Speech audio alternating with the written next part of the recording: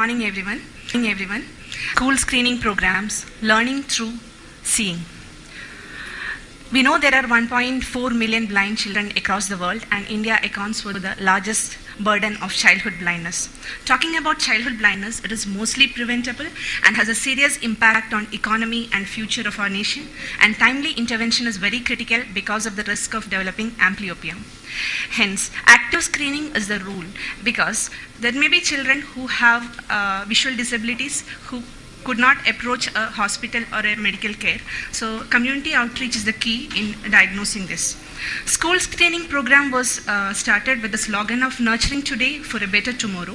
It is one of the major component activities of National Program of Control of Blindness, and childhood blindness and refractive errors are the priorities of Vision 2020. I would like to share our experience, the Little Flower Hospital experience on school screening programs. And Little Flower Hospital is a tertiary care ophthalmic facility located in central Kerala, and we cater to a population of almost covering whole of Kerala. And we had a comprehensive school screening program covering the districts of Thrissur, Ernakulam, Idukki, Kottayam and Alappuzha. This was adopted from the early 80s, and it was conducted on a regular basis from 1993 onwards. It was done in association with international NGOs and local collaborators. We followed a pyramidal model where screening by teachers at the school was the first step, and teachers were trained by our competent optometrist regarding vision testing in school setup. This was followed by screening of free eye camps by an ophthalmic team for those children who were screened by the teachers and found to have a visual disability. And those who needed detailed evaluation and treatment were referred to a tertiary eye care hospital. This are some of the photos of training of teachers, which forms a cornerstone. Qualified optometrists went to the peripheral areas where teachers were called for a workshop, and they were introduced to the basic structures of the eye and the common ocular disorders, and there was also a mock drill performed by the teachers so as to assess vision in their pupils. The Little Flower Hospital Kerala Childhood Blindness Project was a pioneer project of its kind in Kerala, and the teacher-pupil ratio was kept at 1:500, and e-charts, as I have shown, these charts were used for screening at schools.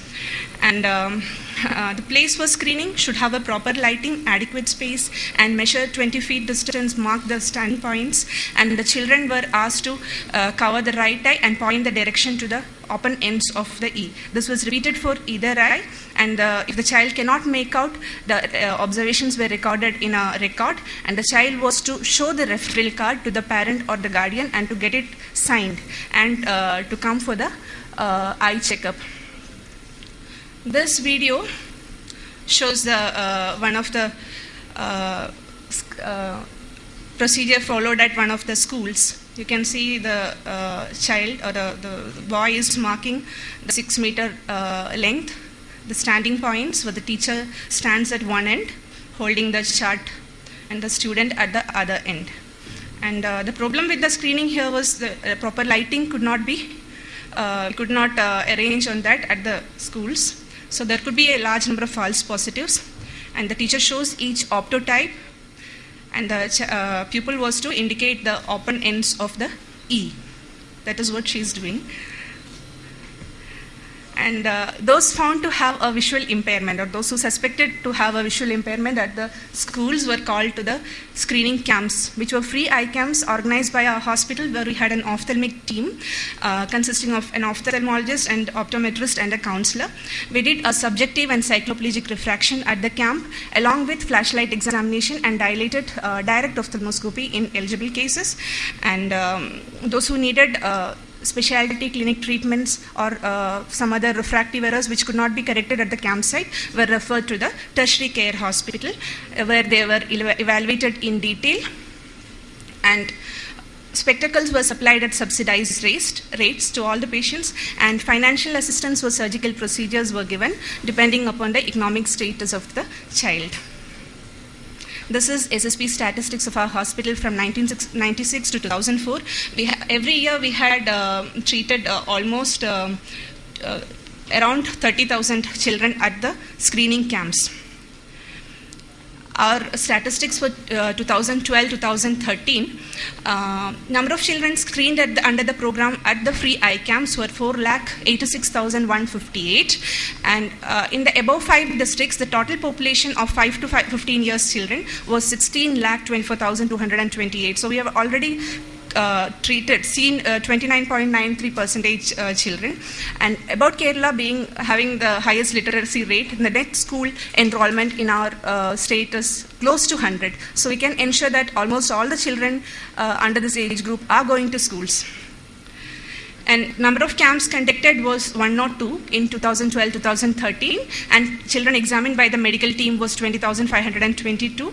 Children with ocular disorders was 28.37%, out of which 46.2 were treated at the campsite and 53.8 were referred to the base hospital where they had treatment.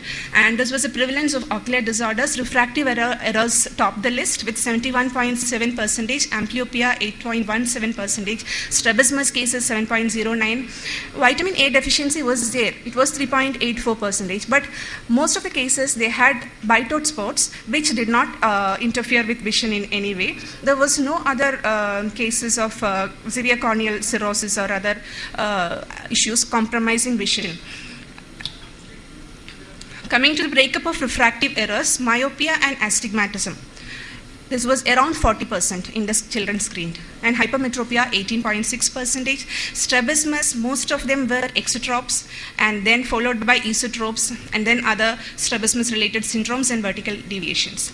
And among 412 strabismus cases, 122 underwent squint surgery at a subsidized rate at a hospital. Among 27 cases of pediatric cataract, 18 underwent surgery. Merits of the model, I would like to stress that visual problems in children can be cost-effectively treated by our program. Screening tests adopted here are reliable and sensitive. And timely recognition, as I told, is always very necessary because, to curb amblyopia. Inadequacies of the model include false positives. And because in our clinical practice, we see that a lot of children referred as vision having less than 6.9.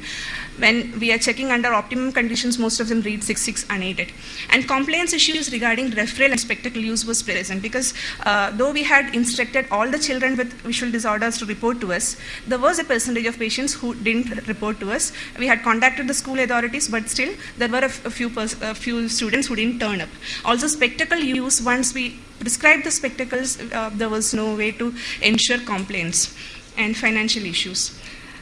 We would like to suggest some ideas for improvement of this demerits. One is a vision testing room in schools, whereby you can ensure that proper lighting and proper distance is maintained while checking by the teachers. Next is the issue of health cards to improve compliance, and the child is to follow up every 6 months or yearly, and monitoring compliance through further follow-ups in the same school. This has some financial constraints also. Anyway, to conclude, school screening program helps in early detection and treatment of ocular disorders in children, and our program emphasizes on the active vision screening of school children in developing countries. Because unlike in developed countries, where they have specific programs at school entry, you have to check the vision, and that has to be repeated periodically. But our country doesn't have an existing program like that, so active community screening will help us to reduce this bias.